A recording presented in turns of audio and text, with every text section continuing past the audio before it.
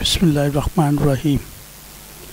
अस्सलाम वालेकुम दोस्तों, मैं हूं शमशेर अली। आप देख रहे हैं मेरा यूट्यूब चैनल।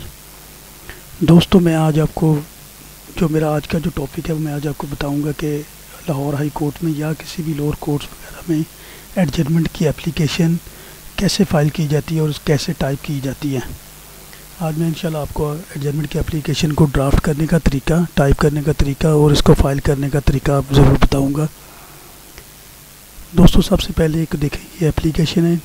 अगर आप लाहौर हाई कोर्ट में दे रहे हैं तो आपने सबसे ऊपर टाइप लिख देना जी कोर्ट का नाम, हिंदी लाहौर हाई कोर्ट लाहौर, क्योंकि ये लाहौर हाई कोर्ट में, अगर हाई कोर्ट में दे रहे हैं तो आपको जज साहब का नाम लिखने की ज़रूरत नहीं है। लेकिन अगर आप किसी लोअर कोर्ट्स में दे रहे हैं, सेशन कोर्ट वगैरह में, नैब कोर्ट में, बैंकिंग कोर्ट, किसी भी कोर्ट में दे रहे हैं तो आपने इन दी कोर्ट ऑफ फलां mister justice, in the court of mister Mohammad Akmal civil जज, मोहम्मद अकमल एडिशनल सेशन जज, मोहम्मद अकमल जज बैंकिंग कोर्ट। लेकिन अगर आप किसी ट्रिब्यूनल वगैरह में दे रहे हैं तो उस पर भी यही कुछ लिखने की ज़रूरत है, in the federal service tribunal Lahore.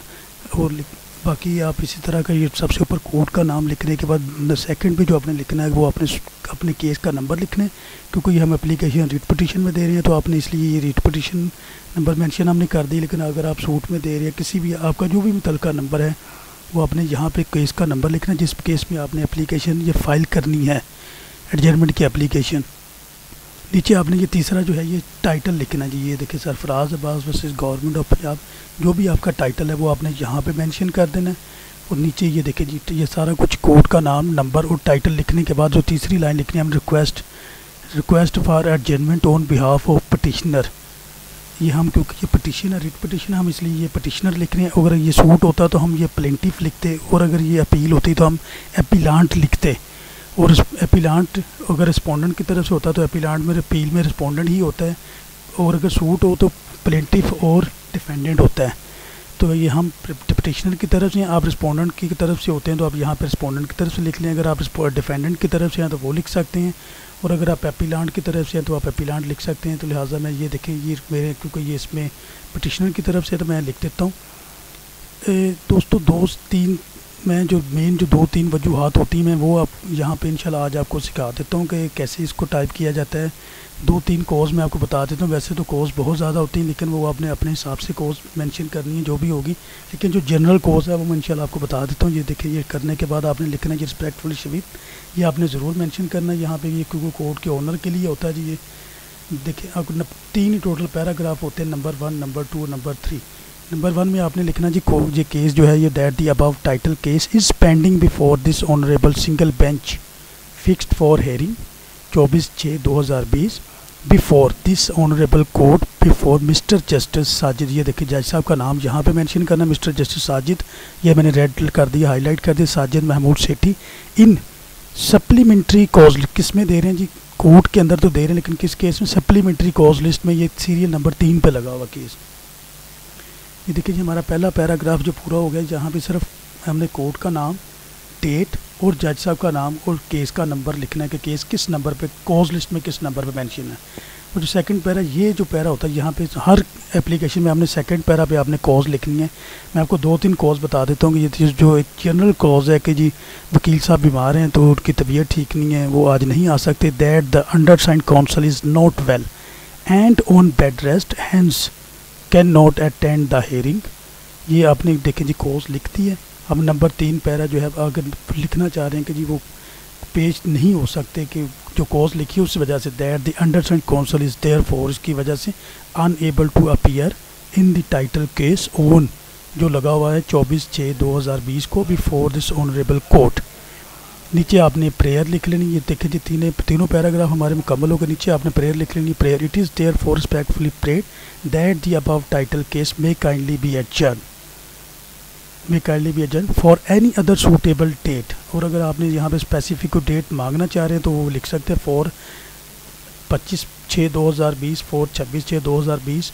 लेकिन अगर आप कोई नहीं मांग रहे तो आप एनी अदर सूटेबल डेट, जो कोर्ट को सूट करेगी वो डेट डाल देंगे जी। यहाँ पे आपने अपना नाम लिखना है, एडवोकेट मोहम्मद अकरम, एडवोकेट मोहम्मद, जो भी एडवोकेट हैं वो एडवोकेट हाई कोर्ट, ऑफिस का नंबर, पूरा एड्रेस, नीचे मोबाइल नंबर भी लिख दीजिएगा।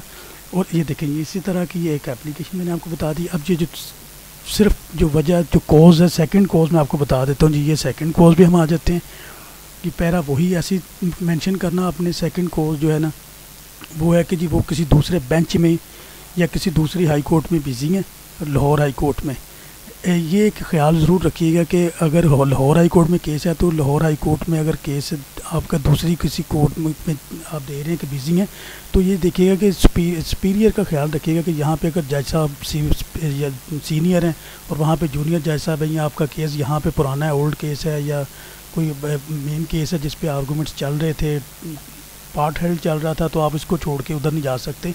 ये भी आपको केस का भी आपने ख्याल रखना है उसके हिसाब से। लेकिन केस वो नॉर्मली जज साहबान जो है वो एजेंट तो कर देते हैं, तो लेकिन आपने ख्याल रखना है कि अगर सिविल कोर्ट में एप्लीकेशन देनी है तो आप सेशन कोर्ट में बिज़ी होने की दे सकते हैं, हाई कोर्ट में बिज़ी होने की दे सकते हैं, सुप्रीम कोर्ट में। लेकिन अगर हाई कोर्ट में एप्लीकेशन दे रहे हैं तो ये नहीं कह सकते कि मैं सिविल कोर्ट में या सेशन कोर्ट में बिज़ी हूँ तो इस वजह नहीं, ये नहीं लिख सकते। आपने इन्फीरियर और सुपीरियर का ख्याल ज़रूर रखना है।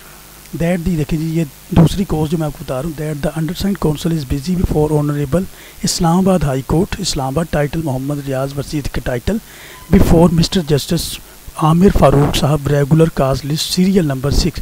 ये आपने एक इस तरह का एक पैरा बनाना होता है कि जो भी आपके वकील साहब हैं वो the undersigned counsel busy before the honourable, यहाँ पे जो इस्लामाबाद हाई कोर्ट लिखा है, यहाँ पे सिंध हाई कोर्ट कराची भी लिख सकते हैं, Lahore high court Lahore high court Pindi bench भी लिख सकते हैं, Lahore high court Multan bench, जो जिस भी कोर्ट में बिजी हैं आगे अपने ही केस का, ये तो मैंने अपना लिखा टाइटल, आप अपने केस का टाइटल और अपने जज साहब का नाम और सीरियल नंबर लिख सकते हैं जी जो। और इसी तरह पे पैरा 3 तो वही होएगा, that the undersigned counsel is there for unable to appear.